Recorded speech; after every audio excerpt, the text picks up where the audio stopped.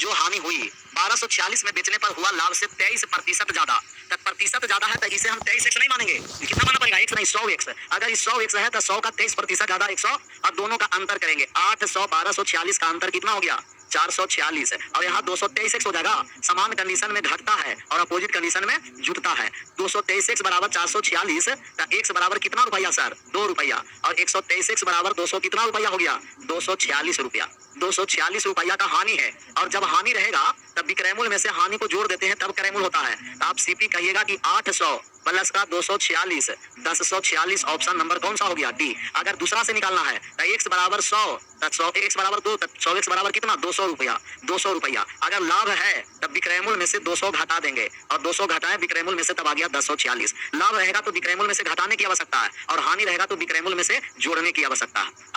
हानि रहेगा तो जोड़ देंगे, लाभ रहेगा घटा देंगे। लागत मूल्य और विक्रय मूल्य का अनुपात 5:4। लागत मूल्य का मतलब क्रय मूल्य और विक्रय मूल्य का मतलब विक्रय मूल्य एसपी। हानि ज्ञात करना 5 में खरीद कर 4 में बेचा, एक हानि हो गया 5 पर प्रतिशत में लाएंगे 100 से गुना 20% का हानि हो गया। बन गया ना। ऐसा ही सवाल रहता भी है लेकिन कभी कभार ऐसा भी रहता है, ऐसा ही वो बात ए वाला ज्यादा संभावना है लेकिन कभी कभार ए वाले भी। प्रीवियस क्वेश्चन कराएंगे, घबरा रहा है तो पता चलेगा कि कितना आसान सवाल आता है। यदि किसी वस्तु का विक्रय मूल्य उसकी लागत मूल्य का 8/5 है, लागत मूल्य का विक्रय मूल्य है जो लागत मूल्य का, तो ऊपर वाले जो पहला नाम लिया जाएगा रेशियो ऊपर और बाद में जो नाम लिया जाएगा वो रेशियो बाद में होगा। 8 में खरीदा 8 में बेचा है और 5 में, तो 5 में खरीद कर 8 में बेच दिया, कितना रुपया का लाभ 3 रुपया का लाभ। 5 पर प्रतिशत में लाएंगे 100 से गुना 60% प्रॉफिट हो गया। 60 हो गया ना। तो मैथ ऐसा ही रहता है ना। अगला नंबर सवाल छापना भी है अभी। अगला 25 वस्तु, हाँ ये वाले टाइप को समझना, इस टाइप का भी आते रहता है। 25 वस्तु का विक्रय मूल्य 20 वस्तु के क्रय मूल्य के बराबर है। ये है मूल्य का केस। किसका केस है? भाव का। एक मूल्य अभी तक जितना हुआ वो सब मूल्य का केस हुआ और अब किसका केस चलेगा? भाव का। भाव के केस में आपको थोड़ा सा समय लेके भाव के केस समझ ही जाइएगा कि ऐसा सवाल ज्यादातर आते हैं। भाव के जब भी केस होता है तो इसमें मूल्य का पता नहीं चलता है। भाव के केस में मूल्य का पता नहीं, सिर्फ वस्तु लिखा रहेगा। इसमें 3 टाइप का सवाल दिया जाता है। कितने टाइप का सवाल किया जाता है? टाइप 3। पहला टाइप का इस प्रकार का जो सवाल रहेगा, पहला टाइप का सवाल कि 12 वस्तु को बेचने पर पहले आसान सवाल 5 वस्तु के क्रय मूल्य लिखिए। तो 5 वस्तु के क्रय मूल्य 8 वस्तु के विक्रय मूल्य के बराबर है। 8 वस्तु के विक्रय मूल्य के बराबर है। 8 वस्तु के विक्रय मूल्य के बराबर है। तो लाभ या हानि प्रतिशत ज्ञात करें। लाभ या हानि प्रतिशत निकालना है। 5 वस्तु के क्रय मूल्य 8 वस्तु के विक्रय मूल्य के बराबर है। लाभ और हानि निकालना है। जब भी इस तरीका का सवाल रहता है उसे भाव का केस में रखा जाता है। जहां मूल्य का पता नहीं हो उसी को हम लोग भाव के केस कहते हैं। किसका केस कहते हैं? भाव का। और इस केस में लाभ और हानि तो दिखावा के लिए विक्रय मूल्य रहता है लेकिन वास्तव में क्रय मूल्य। थोड़ा सा पहले इसे बेसिक समझना है कि 5 वस्तु का जो क्रय मूल्य होगा वो 8 वस्तु के विक्रय मूल्य के क्या होगा? बराबर। रेशियो तो इंटरचेंज हो जाता है। 8 वाले इसमें आएगा और 5 वाले यहाँ चला जाएगा। 8 रुपया में खरीद कर 5 में बेचे, कितना का हानि हो गया? 3 का। किस पर? 8 पर। प्रतिशत में लाएंगे 100 से गुना 25 से 4 बार में 2 से 4 बार में 37.1/2% के हानि। 37.1/2% की हानि। तो जब भी भाव के केस रहता है तो यदि क्रय मूल्य ग्रेटर देन विक्रय मूल्य होता है तो लाभ होता है, उल्टा इसमें चलता है। और विक्रय मूल्य ग्रेटर देन क्रय मूल्य हो गया तो हानि होता है। और हानि और लाभ, हानि प्रतिशत या लाभ प्रतिशत विक्रय मूल्य पर निकाला जाता है। किस पर निकाला जाता है? विक्रय मूल्य पर। हानि प्रतिशत और लॉस प्रतिशत विक्रय मूल्य पर। तो विक्रय मूल्य है जो समय बचाने के लिए लिखे हैं। विक्रय मूल्य दिखावा के लिए रहता है लेकिन वास्तव में वो क्या होता है? क्रय मूल्य। जैसे 5 वस्तु खरीदे और उतना में कितना वस्तु को बेच दिए? 8। जितना रुपया में 5 वस्तु खरीद के ला रहे हैं उतने रुपया में कितने वस्तु को बेच दिए? 8। एक्स्ट्रा कितना वस्तु बेच दिए? तो 3 वस्तु ज्यादा बेच दिए, 3 का हानि हो गया। क्यों? क्योंकि 8 वस्तु बेचने के कारण। नहीं 8 बेचते नहीं हानि होता। प्रतिशत में लाने के लिए 100 से गुना। तब बता में क्रय मूल्य लिखे कि विक्रय मूल्य लिखे? तो विक्रय मूल्य बता में, लेकिन दिखावा के लिए विक्रय मूल्य था। वास्तव में क्या हो जाता है? क्रय मूल्य इंटरचेंज हो जाता है। ऐसा ही एक सवाल और बना दीजिएगा। बना दिए थे एक सवाल बन गया। तो पहले टाइप 3 तक क्लियर चलेंगे तब आएंगे क्वेश्चन पर। दूसरा सवाल आपको रहा कि 12 वस्तु के क्रय मूल्य 8 वस्तु के विक्रय मूल्य के बराबर है। 8 वस्तु के विक्रय मूल्य के बराबर है। तो लाभ या हानि प्रतिशत ज्ञात करें। लाभ या हानि प्रतिशत ज्ञात करें। लाभ या हानि प्रतिशत ज्ञात करना। लाभ या हानि प्रतिशत 50%। 12 खरीदे और बेचे कितना? 8। खरीद के लाए कितना है? 12। लाभ होगा कि हानि? हानि नहीं, अब लाभ होगा। 12 वस्तु खरीद के लाए और 8 वस्तु बेचे हैं। ज्यादा वस्तु खरीद के लाएंगे और कम वस्तु बेच देंगे तो क्या होता है? लाभ। और कम वस्तु खरीद कर लाएंगे और ज्यादा बेच दिए, मतलब खरीद के लाया कितना? 5 और बेच दिया कितना? अपना घर का भी 3 वस्तु दे दिया दान में, इसीलिए ना घाटा हो गया। और ये अभी इसको अकल आ गया, खरीदा है 12 को और बेचा है कितना? अभी भी इसके पास कितना एक्स्ट्रा है? तो 4 पर लाभ होगा। क्यों होगा? 8 वस्तु बेचने के कारण। प्रतिशत में लाएंगे 100 से गुना, 50% का प्रॉफिट होगा। हाँ सही था, 50% प्रॉफिट। लाभ हानि वस्तु के केस में किस पर निकलता है? एसपी पर। वस्तु के केस में लाभ और हानि किस पर निकालना है? एसपी पर निकालना है। टाइप 2 जो आपको है, टाइप टू आपको आंसर करना। पहला सवाल टाइप 2 में 5 वस्तु को बेचने पर 2 वस्तु के क्रयमूल्य के बराबर लाभ होता है। क्रयमूल्य के बराबर लाभ होता है, बराबर लाभ होता है। इसमें क्लियर कर दिया कि लाभ होगा कि हानि होता है। तो लाभ प्रतिशत ज्ञात करना, लाभ प्रतिशत ज्ञात करें। सबका सही जवाब आंसर होना चाहिए। लाभ प्रतिशत निकालना है कि लाभ प्रतिशत क्या? लाभ प्रतिशत। 5 वस्तु को बेचने पर 2 वस्तु के क्रयमूल्य के बराबर लाभ हो रहा है। कितने वस्तु के बराबर लाभ हो रहा है? 2। ये डायरेक्ट कह दिया कि 2 वस्तु के बराबर लाभ होगा। कितना पर? कहिएगा 5 वस्तु को बेचने पर। प्रतिशत में लाएंगे 100 से गुना, 150 नहीं 40% का लाभ होगा। 40% आया। अभी तक दिया था कि 12 वस्तु के क्रयमूल्य 8 वस्तु के विक्रयमूल्य के बराबर है। ये अभी क्लियर कर दिया कि 5 वस्तु को बेचेंगे तो कितने वस्तु के बराबर लाभ होगा? 2। अभी घटा करके लाना पड़ रहा था कि 12 खरीदे और बेचे कितना, तो कितना वस्तु के क्रयमूल्य के बराबर लाभ हुआ? 4। और अभी स्पष्ट रूप से लिख दिया है कि 2 वस्तु के क्रयमूल्य के बराबर लाभ हो रहा है। तो लाभ हो रहा है कितना? 2 वस्तु के। क्यों? क्योंकि 5 वस्तु बेचे हैं। अच्छा, इसके खरीद के कितना लाया होगा? सबसे पहले बताइए तो कि 5 वस्तु को बेचने पर 2 का लाभ हुआ तो खरीदा होगा कितना? 7। बेचा है 5 और 2 वस्तु के क्रयमूल्य के बराबर लाभ हुआ तो खरीद के लाया होगा कितना? 2 ज्यादा 7। 7 वस्तु के क्रयमूल्य 5 वस्तु के विक्रयमूल्य के क्या है? बराबर है, बराबर। अच्छा, तीसरा जो टाइप आपको रहता है ये टाइप 3। टाइप 3 जो रहेगा आपको 8 वस्तु को बेचने पर 3 वस्तु के विक्रयमूल्य के बराबर लाभ होता है। विक्रयमूल्य के बराबर लाभ होता है, बराबर लाभ होता है। तो लाभ प्रतिशत ज्ञात करें। सबका भी सही आंसर आना है। लाभ प्रतिशत ज्ञात करना है। लाभ प्रतिशत ज्ञात करें। लाभ प्रतिशत ज्ञात करें। 37.1 बटे 37.5, क्योंकि 3 है 8 पर प्रतिशत में लाए 100 से गुना 37.5, 500% गलत। 500% गलत। यहाँ था क्रयमूल्य के बराबर लाभ और यहाँ है विक्रयमूल्य के बराबर लाभ, है ना? ये अलग है क्वेश्चन। एक था क्रयमूल्य के बराबर लाभ हो रहा है और एक है विक्रयमूल्य के बराबर लाभ होता है। तो यदि कहीं भी प्रश्न में दोनों विक्रयमूल्य दिया हुआ हो, दोनों विक्रयमूल्य दिया हुआ, यदि दोनों एसपी दिया हुआ हो तो लाभ के केस में घटाकर तथा हानि के केस में जोड़कर लिखते हैं। हानि के केस में जोड़कर लिखते हैं। जब दोनों एसपी प्रश्न में दिया रहेगा तो लाभ के केस में घटाएंगे और हानि के केस में जोड़ेंगे। अगर लाभ लॉस प्रॉफिट प्रतिशत निकालना है, 3 वस्तु के विक्रयमूल्य के बराबर लाभ है तब 3 का लाभ हो गया। 8 वस्तु बेचने पर लाभ के केस में घटा कर लिखेंगे और हानि के केस में जोड़ कर लिखेंगे। 3/5 गुना 100, 20 60% का प्रॉफिट, 60%। हानि के केस में जोड़कर हानि के केस में जोड़कर और लाभ के केस में घटाकर। 3 टाइप था।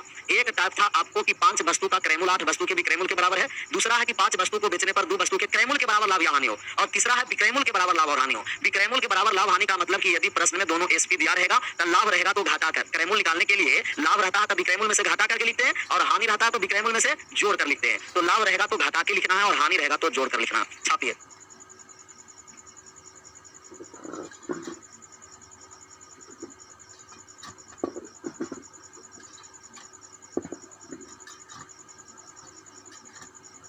इसका आंसर हो जाएगा ना? 25 वस्तु का विक्रयमूल्य 20 वस्तु के क्रयमूल्य के बराबर है। तो आप खरीद के लाए हैं 20 वस्तु और बेचे हैं कितना? 25। तो ज्यादा बेच दिए कि कम? ज्यादा वस्तु बेच दिए तो हानि हो गया। कम वस्तु बेचते तो क्या होता? लाभ। ज्यादा बेच दिए हानि। 25 पर प्रतिशत में लाने के लिए 100 से गुना। 20% लॉस हुआ। लॉस मारे थे कि प्रॉफिट मारे थे? लॉस। और जिनका इस सब नहीं समझ में आता है वो डायरेक्ट रेशियो लगा दीजिएगा। 20 का सीपी बराबर 25 का एसपी। रेशियो आ गया 4 और 5। यहाँ 5:4 उल्टा होता है। 5 में खरीदकर 4 में बेचे, 1 का हानि। 5 पर प्रतिशत में लाएंगे 100 से गुना, 20% का लॉस हो गया।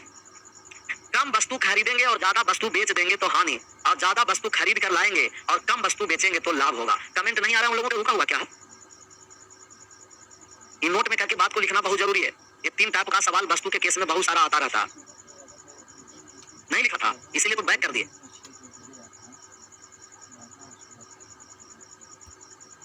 करा कि हम लोग हैं सर, हैं तो कमेंट भी करते रहना बीच बीच में।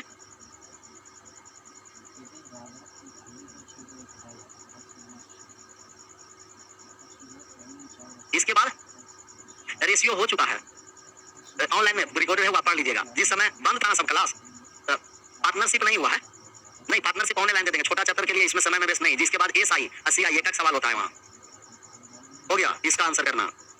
33 वस्तु का विक्रय मूल्य 44 वस्तु के क्रय मूल्य के बराबर है, तो 44 वस्तु खरीद कर लाए हैं और बेचे हैं कितना, 33।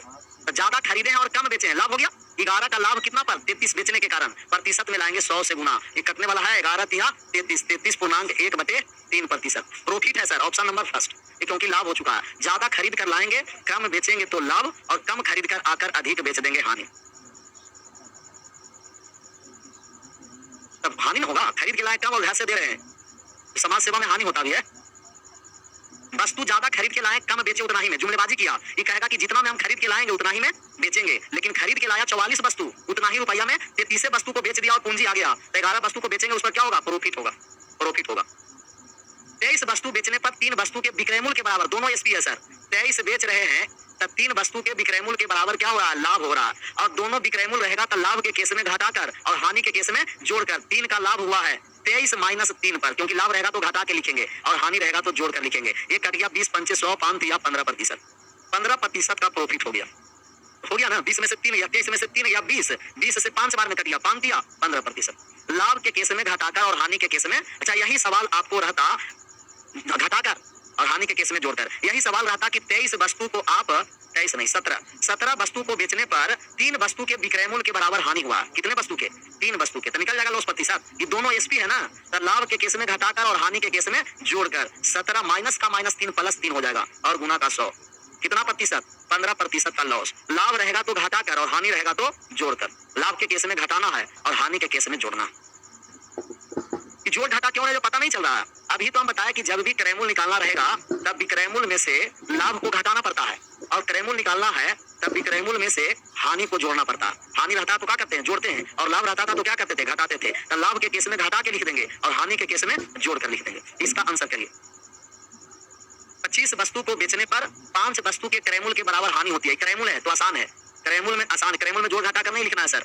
बेच रहा है 25 वस्तु और लाभ हो रहा है 5, हानि है, हानि हो रहा 5 वस्तु के क्रय मूल्य के बराबर। तो सबसे पहले बताइए तो कि खरीद के लाया होगा कितना वस्तु, 20 वस्तु, 20 खरीद के लाया, 25 बेच दिया, तो हानि कितना हुआ, 5। तो 5 वस्तु का हानि हुआ 25 वस्तु बेचने के कारण एसपी वाले को बता में लिखते हैं। प्रतिशत में लाने के लिए 100 से गुना कर देंगे, कितना प्रतिशत का लॉस हो गया, 20%। Option number D, option number D, option number D, option number D. 5 हानि हुआ था, 5 कम खरीदा था, 20 रेशियो भी लगा सकते हैं, इंटरचेंज हो जाता है रेशियो। ये 25 और ये कितना 20, 5 का हानि 25 रुपया पर, प्रतिशत में ला दिए 100 से गुना। 17 वस्तु को 720 रुपया में बेचने पर 5 वस्तु के क्रय मूल्य के बराबर हानि होती है। अच्छा सर 17 वस्तु को बेचा है तो हानि हो गया कितने वस्तु के क्रय मूल्य के बराबर, 5। तो आप कहिएगा कि खरीदा होगा कितना वस्तु, 12।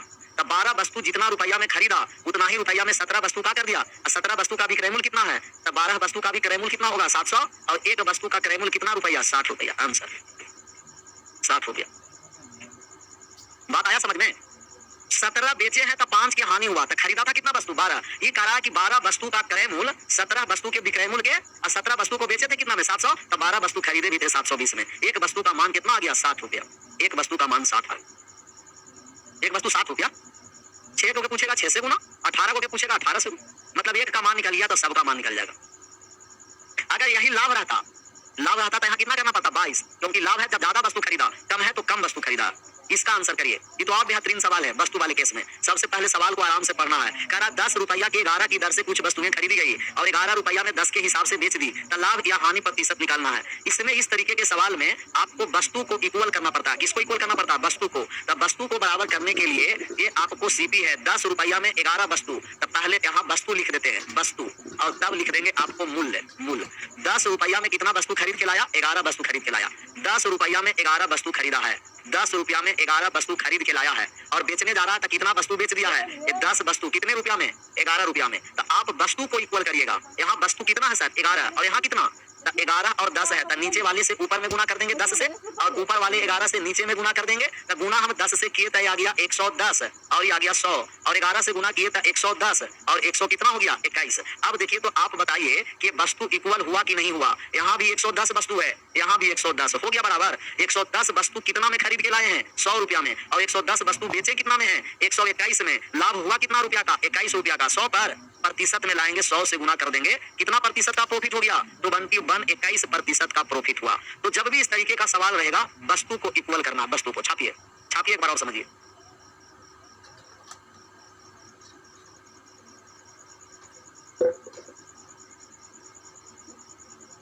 अब पेपर में बार बार इस तरीके से गुना नहीं करना है इक्वल करने के लिए।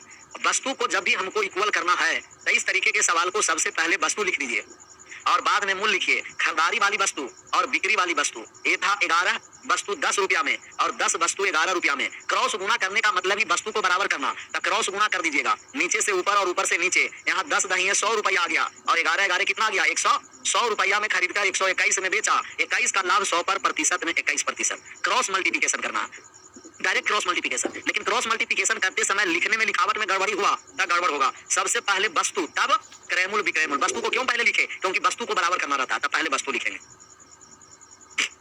मूल्य लिखेंगे तो उल्टा ना हो जाएगा सर, मूल्य लिख देंगे तो गड़बड़ हो गया ना होगा। मूल्य पहले लिखो और गुना करो तो 121 ऊपर और नीचे आ गया विक्रयमूल में 100 और वस्तु इक्वल भी नहीं हुआ। करो करेंगे हम है करके दिखो ना खुद। पहले वस्तु मूल्य लिख देना है और बाद में वस्तु लिख देना और तब गुना करना। गड़बड़ा नहीं जाएगा, पूरा गड़बड़ाएगा। पूरा गड़बड़ाया ये पूरा यहां से लेना पड़ेगा, ये पूरा गड़बड़ हो जाएगा। और यहां से आपको एक हो गया मूल्य, ये क्या हो गया मूल्य हो गया। और पहले यहां मूल्य लिख दिए, अब क्या लिखने जा रहे हैं वस्तु। तो 11 था और यहाँ कितना था, अब गुना करिए। इससे क्या हुआ कि वस्तु इक्वल नहीं हुआ। ये कह रहा है कि 11 से ऊपर में गुना करेंगे तो 110 और ये कितना 100 और ये 10 से नीचे गुना करेंगे तो 100 और 110। आप मूल को इक्वल कर दिए, किसको इक्वल कर दिए, लेकिन इक्वल करना था किसको, वस्तु को। पूरा गड़बड़ सड़बड़ हो जाएगा। इसीलिए पहले वस्तु लिखेंगे, इसके बाद क्या लिखेंगे मूल, तब क्रॉस गुना करिए, क्योंकि हमको वस्तु को इक्वल करना था। मूल कहा पूछेगा, लाभ हानि पूछेगा कि मूल पूछेगा। किसी भी कंडीशन में वस्तु को इक्वल करना। ये वाले दिखाई दे रहा है क्या, चाहे 17 अलग है 18 अलग है, 2 सवाल इसमें आ गया। ये 18 नंबर सवाल है, हाँ 18 है ना, 18 तो यहाँ है ही है। तो ये 18 यहाँ क्या कर रहा है, इसको 18 को कोपसा में लेते हैं। 5 रुपये के हिसाब से कुछ वस्तुएं खरीदी जाती है तो 6 रुपया में 6 रुपया में और 5 के हिसाब से बेची जाएगी। क्या करा ये पर्सन अबाउट 5 रुपये के 6 से और 6 रुपये के 5 के हिसाब से। ये कह रहा है, आपको दिखाई नहीं दे रहा होगा, लिख देते हैं। ये आपको क्रयमूल है और ये आपको वस्तु है और ये आपको मूल है। कह रहा पहला कि 5 रुपया के हिसाब से 6 वस्तु को खरीदी गई और 6 रुपया के हिसाब से 5 वस्तु को बेची गई। लाभ हानि निकालना, निकाल दीजिए। सवाल कह रहा था कि 5 रुपया के हिसाब से 6 वस्तु खरीदी जाती है और 6 रुपया के हिसाब से 5 वस्तु बेची जाती है, तो लाभ और हानि क्रॉस गुना कर दें। पहले वस्तु और मूल क्रॉस गुना कर दीजिए। क्रॉस गुना किए था आ गया 5 25, 6 छंके 36। कितना रुपया लाभ हुआ 11, कितना पर 25 पर। प्रतिशत में लाएंगे 100 से गुना, 11 44% का लाभ हो गया। 44% profit, option number B. Option number B 44% profit, 44%। पहले वस्तु को लिखिए, बाद में मूल और क्रॉस गुना कर दीजिए। वस्तु को इसलिए पहले लिख रहे हैं कि वस्तु को हमें इक्वल करना होता है। आ गया, अगला पर चले आए सवाल पर। ये 18 नंबर दिखाई दे रहा होगा, 18 नंबर का आंसर करना है। 18 नंबर सवाल आपको कहा गया कि 25 रुपया के 16 वस्तु खरीदी और 12 रुपया में 5 वस्तु बेची गई है, यह अलग सवाल है। और कुल 134 रुपया का फायदा हुआ, तो कितनी वस्तु खरीदी गई थी, ये मान आपको निकालना है। लाभ हो रहा है कितना 134 रुपया लाभ कमाने के लिए कितना वस्तु खरीदेगा। तब 25 रुपया में कितना वस्तु खरीद रहा है 16 और 12 रुपया में कितना वस्तु को बेच रहा है 5 वस्तु को बेच रहा है। 16 वस्तु खरीद रहा है 25 में, तो एक वस्तु का खरीदारी नहीं निकल जाएगा सर। एक वस्तु का खरीदारी आप निकालिएगा तब 25/16। 16 वस्तु 25 रुपया में, तो एक वस्तु कितना रुपया में 25/16 रुपया में। और एक वस्तु को आप विक्रय मूल्य ज्ञात कर दीजिए। एक वस्तु का बिक्री मूल्य कितना होगा, तो 12 रुपया में 5 वस्तु, एक वस्तु 12 कितना 5। यहाँ से आप लाभ निकाल दीजिए, या नहीं तो ये 16 वस्तु है और ये कितना वस्तु है 5 वस्तु। वस्तु को भी इक्वल कर सकते हैं। ऊपर था 16 और नीचे कितना है 5, तो ऊपर 5 से गुना कर देंगे और नीचे कितना से गुना कर देंगे 16 से। वस्तु इक्वल हो जाएगा ना, तो ये हो गया 125 बटे का 80 और ये हो गया 12 में 16 से गुना करेंगे तो 16 गुना का 32, 2 और 192 बटे कितना 80 वस्तु का विक्रय क्रयमूल है 125 और विक्रयमूल कितना है 192। लाभ कितना हुआ है 80 वस्तु पर 125 और 192 का अंतर घटाइए तो 25 और 92 कितना आया? 67 67 67 रुपया लाभ कमाने के लिए कितना वस्तु को खरीदना पड़ेगा? 80 वस्तु। और हमें कितना वस्तु का लाभ, कितना रुपया का कमाना है? 134 रुपया लाभ कमाने के लिए ये दुगुना कर रहे हैं, तब वस्तु को भी दुगुना कर दीजिए। 160 वस्तु खरीद कर लाना पड़ेगा। ऑप्शन नंबर सी, 160 वस्तु खरीद कर लाना पड़ेगा। कुछ समझ में आया कि नहीं आया? हम नहीं आया, ये क्यों नहीं आया? अभी तक तो हम वस्तु को बराबर कर रहे थे और बता में लिख के बराबर करने में कहा हर्ज था। हम कह रहे थे कि 16 वस्तु का जो खरीदारी है वो कितना रुपया था? 16 वस्तु का खरीदारी सीपी, 16 वस्तु खरीदे हैं 25 रुपया में और 5 वस्तु को बेच दिए हैं कितना रुपया में? 5 वस्तु है 12 रुपया में, 5 वस्तु को 12 रुपया में बेच दिए ईएसपी है। हम वस्तु को इक्वल करेंगे और वस्तु को बराबर करने के लिए यहाँ 5 था और ऊपर कितना था? इसमें 5 से गुना कर दिए, तो रुपया में भी 5 से गुना, नीचे 16 से गुना किए, तो रुपया में भी 16 से गुना। 16 पंचे कितना हो गया? 80, 25 पंचे 125, 16 में 12 से गुना किए 192। 80 वस्तु खरीदे 125 रुपया में और 80 वस्तु को बेच दिए कितना रुपया में? 100, तो 192 में बेचे और 125 में खरीदे, तो लाभ कितना रुपया का हुआ? 67 का। 67 रुपया का लाभ कितने वस्तु खरीदने पर? 80। हमको लाभ चाहिए कितना? 167 का दुगुना 134, तो 80 का दुगुना कितना? 160 वस्तु खरीदना पड़ेगा। वस्तु को इक्वल करना है किसी भी कंडीशन में। छापिए इसे। मैथ कितना नंबर का आता है? मैथ आएगा 7 नंबर से 8 नंबर। 8 अगर 7 नंबर मैथ तो 8 नंबर जीएस और 7 नंबर जीएस तो 8 नंबर मैथ। इंग्लिश आएगा आपको 20 नंबर का, कितना का?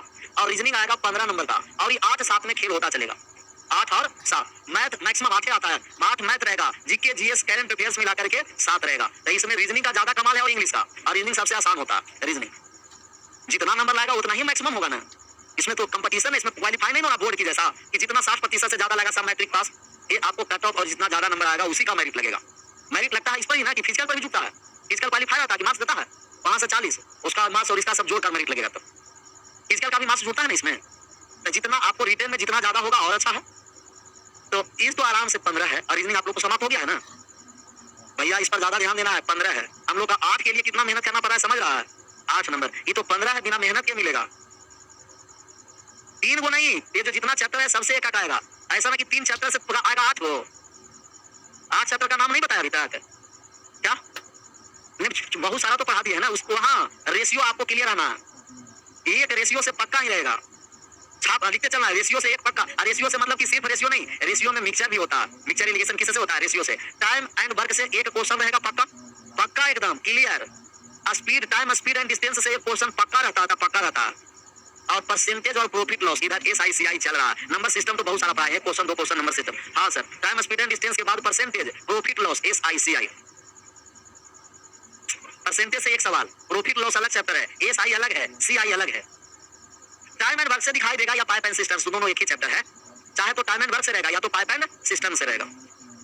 6 हो गया ना। नंबर सिस्टम रेशियो में क्या है ना सर? रेशियो में मिक्सचर, एलिगेशन या पार्टनरशिप, सब रेशियो का। प्रॉफिट एंड लॉस से एक सवाल, इसका आंसर करिए। 1 रुपया में 4 वस्तुएं बेचकर एक आदमी को 4%, प्रीवियस क्वेश्चन नहीं देखते हैं, प्रीवियस देखते रहिएगा आइडिया लगेगा। 1 रुपया में 4 वस्तु बेचने पर एक आदमी को 4% के क्या हो चुका है? हानि। और यदि 1 रुपया में 3 वस्तु बेची जाती तो उसे लाभ कितना होता? लाभ कितना होता? 1 रुपया में 4 वस्तु बेचते हैं तो 4 वस्तु 1 रुपया में बेचेंगे तो एक वस्तु का दाम कितना होगा? 1/4 रुपया होगा कि नहीं होगा? और हानि कितना हो गया? बेच रहे हैं कितना प्रतिशत में? 96 में। हानि रहेगा तो घटा देंगे। और हमें लाभ 1 रुपया में 3 वस्तु बेचे तो कितना का इसे क्या हुआ? लाभ। ये तो उल्टा कर देंगे। 1/4 बराबर 96। 1/4 बराबर 96। 1 रुपया में 3 वस्तु बेचने जा रहे हैं तो 1/3 उल्टा कर दीजिए। रुपया से परसेंटेज को तुलना कर दिए, परसेंटेज से रुपया का। 1/4 रुपया बराबर 96%। 1/3 रुपया बराबर कितना होगा? 96 में 1/4 से गुना करेंगे तो 4 ऊपर चला जाएगा, भाग कर दिए तो। और गुना करना है कितना? 1/3 से। 1 कट जाएगा, 32 यहाँ 96 और 32 में 4 से गुना करेंगे तो 100 कितना हो गया? 128%। और क्रैमुल अपने आप में कितना प्रतिशत होता है? 100। और विक्रैमुल दिया है 128। 100 से कितना ज्यादा है? 28, तो 28% का लाभ हो गया। 100 से जितना ज्यादा रहेगा, 1/4 से भाग दिए तो ऊपर नहीं चला गया 4। इतना आ गया समझ में? इसको खुद सोल्व करो, खुद सोल्व करना। 1/4 का मान दिया है, 1/3 का मान निकालना है, खुद सोल्व करना, खुद सोल्व करिए। 1/4 का मान दे दिया है, 1/3 का मान निकालना है, तो हम कहेंगे 96/1/4 और गुना करेंगे कितना से? 1/4 ऊपर चला गया था, इसीलिए लिखे थे 96 गुना 4/1/3, 32 32 100। और उस समय नहीं समझ में आ रहा था कि 4 ऊपर गया, मैं ऐसे दिखाना पड़ेगा। तब जब बीच में ऐसे थे तो बोल दिए थे कि 1/4 था, 4 कहाँ गया? ऊपर। आगे बढ़ जाए, आगे बढ़िए। 19 के बाद डायरेक्ट कितना? 20 पर। कोई टल नहीं, 12 बज गया। यहाँ से अब कंडीशन चेंज हो रहा है, वो लिखा हुआ होगा कंडीशन, है ना। Two article all sold, x% profit और x% परसेंटेज में पढ़ाया थे, इक्वल चेंज ऑलवेज लॉस होता है, और लॉस प्रतिशत बराबर x स्क्वायर बटे 100। दोनों एसपी अगर समान है, दो कंडीशन होता है। पहला कंडीशन की यदि दोनों एसपी बराबर है तो इक्वल चेंज ऑलवेज लॉस होगा, equal change always loss, equal change always loss होता है, और लॉस प्रतिशत बराबर होता है x स्क्वायर बटे 100। और दूसरा की यदि सीपी दोनों बराबर है, spo1 sp2 cpo1 cp2, तब होता है equal change no loss no profit, no loss no profit, no loss no profit. यदि दोनों विक्रयमूल्य बराबर है तो समान परिवर्तन हमेशा हानि होता है, और दोनों क्रयमूल्य बराबर है तो समान परिवर्तन, नहीं तो लाभ और नहीं तो हानि होगा, नहीं लाभ नहीं हानि। ये कंडीशन था, ये सवाल अलग है, कल सवाल सोल्व करेंगे, कंडीशन को छाप लेना, छपा जाएगा ना, विशेष कल विशेष।